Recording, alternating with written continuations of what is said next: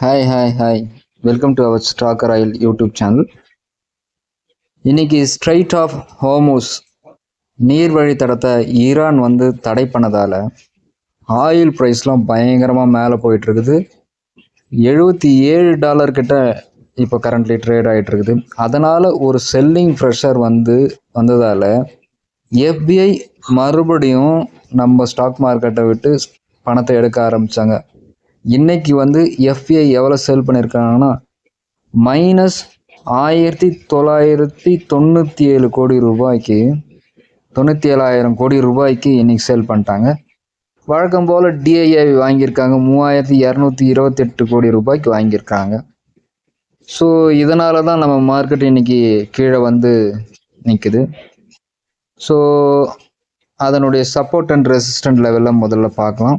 அதுக்கு முன்னாடி இந்த ஈரான் இஸ்ரேல் வார் இருக்கிற வரைக்கும் இந்த மார்க்கெட் மேலேயும் கீழே தான் போகும். நிஃப்டியோடைய கடைசி சப்போர்ட்டிங் பாயிண்ட் 25,250 என்னைக்கு தொட்டு ரீச் ஆகுதோ அன்னைக்கு தான் இது மேலே போகும் மார்க்கெட்.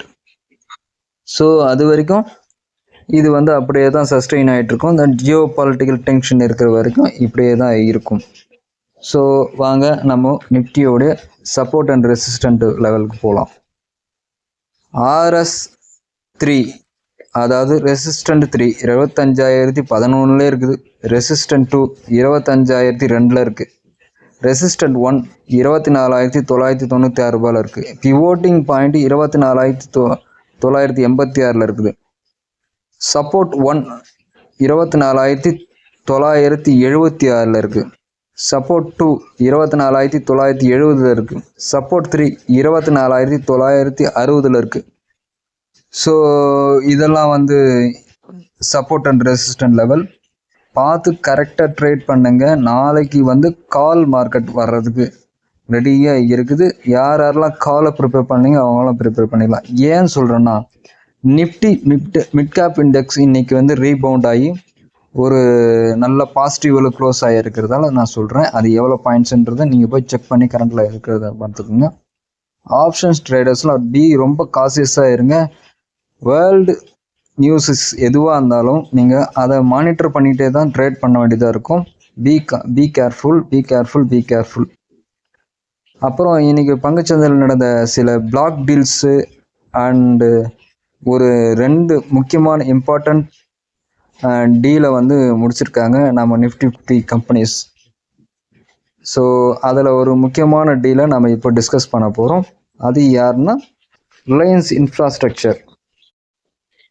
இந்த ரிலையன்ஸ் இன்ஃப்ராஸ்ட்ரக்சரில் என்னாச்சுன்னா அவங்களுடைய சப்சிடரி ஹோலி ஓன்டு நிறுவனமான JR toll roads private limited Yes Bank கிட்டேருந்து வாங்கின கடனை, அதாவது 273 கோடி ரூபாய் கடனை வட்டியும் அசலும் சேர்ந்து அடைச்சிட்டாங்க. அதனால் ரிலையன்ஸ் இன்ஃப்ராஸ்ட்ரக்சர் ஸ்டாக் 6% வரைக்கும் அதிகமாக இருந்தது இன்ட்ராடே ட்ரேடிங்கில். ஸோ இது ரிலையன்ஸ் இன்ஃப்ராஸ்ட்ரக்சருடைய ஒரு பாசிட்டிவ் ட்ரெண்டுன்னே நம்ம சொல்லலாம். ஆனால் இது வெறும் 273 கோடி ரூபாய், இவ்வளோ பெரிய நிறுவனம் 273 கோடி ரூபாயை அடைச்சிருக்கிறது ஒரு பெரிய விஷயம் இல்லை.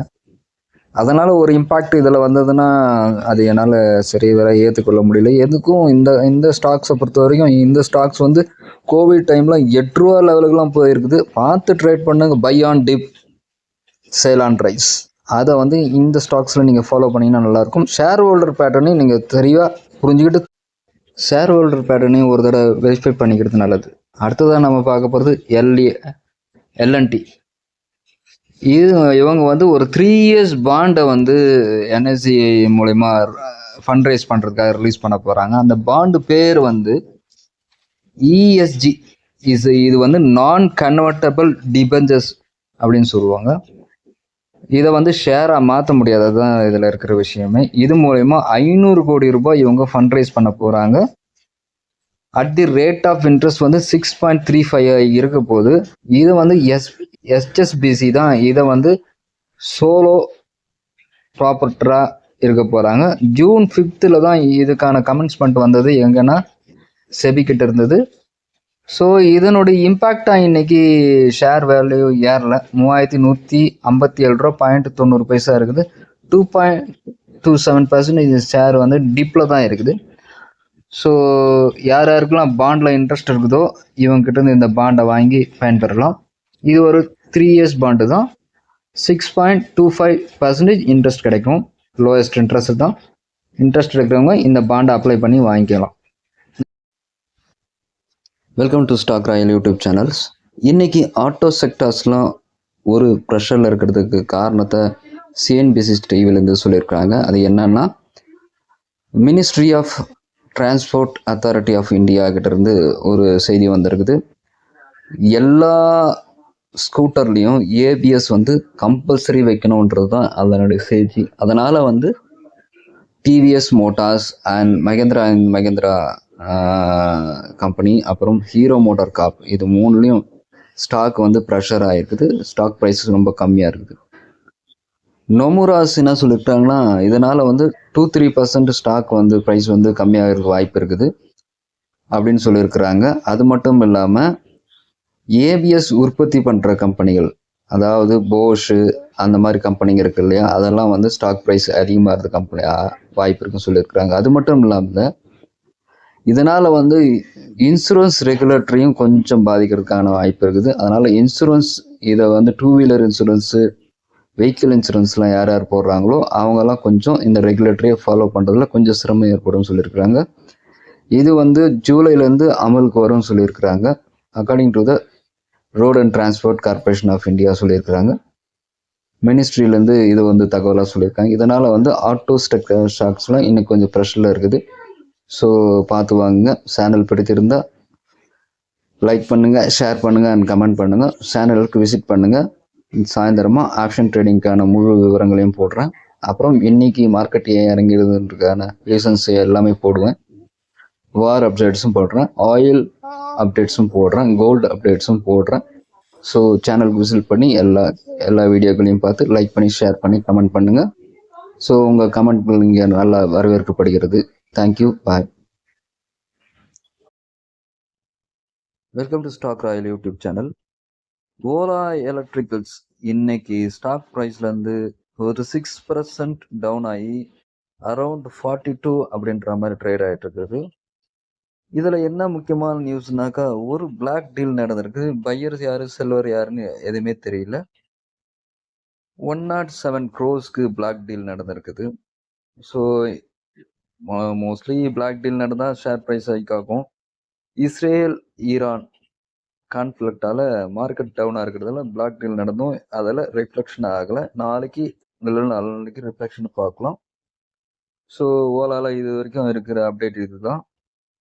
யாரெல்லாம் ஓலா எலக்ட்ரிக்கல் ப்ரைஸ் ஷேர்ஸ் வாங்கினீங்களோ அவங்கெல்லாம் கொஞ்சம் தலையில் துண்டு போட்டு தான் இருக்கிறாங்க. என்ன பண்ணுறது, 107 இருந்த ஷேர் ப்ரைஸ் வந்து இன்னைக்கு 42 ரூபா வரைக்கும் வந்திருக்குது. பிளாக் டீல்ஸ்லாம் நடந்திருக்குது. பார்க்கலாம் ரிகவர் ஆகுமா ஆகாதானா.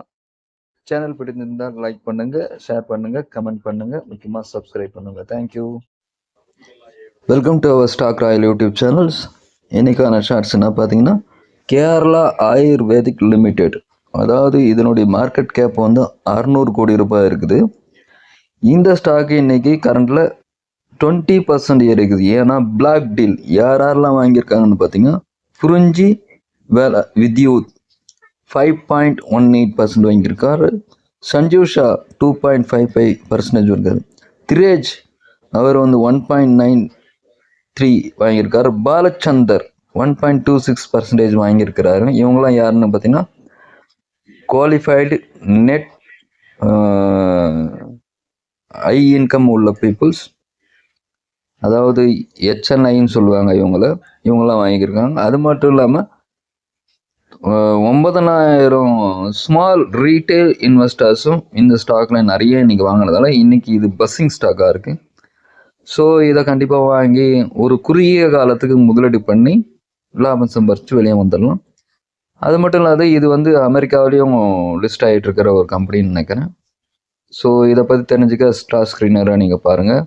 வீடியோ பிடிச்சிருந்தா லைக் பண்ணுங்கள், ஷேர் பண்ணுங்கள் அண்ட் சப்ஸ்கிரைப் பண்ணுங்கள். Bye bye. Welcome to stock Royal YouTube channel. Stock of the டேல நம்ம பார்க்க போகிறது என்னென்னா 3 முக்கியமான இம்பார்ட்டண்டான ஸ்டாக்ஸ். வாரி எனர்ஜிஸ், டிசிஎஸ், இன்ஃபோசிஸ். டிசிஎஸ் இன்ஃபோசிஸில் என்ன சொல்லியிருக்கிறாங்கன்னா, அக்செஞ்சருடைய ரிசல்ட்டு வெள்ளிக்கிழமை வந்தது. அதில் 2025 வந்து க்ரோத் வந்து 5 to 7% தான் எல்லோரும் இருப்பாங்கன்னு நினச்சாங்க. ஆனால் 6 to 7% சொல்லியிருக்கிறாங்க. அதனால் வந்து நம்ம டிசிஎஸ் இன்ஃபோசிஸை இன்றைக்கி ஸ்டாக் ஆஃப் தி டேவை எடுக்கிறோம். வாரி எனர்ஜிஸ்க்கு ஒரு இம்பார்ட்டண்ட் ஆர்டர் கிடச்சிருக்குது.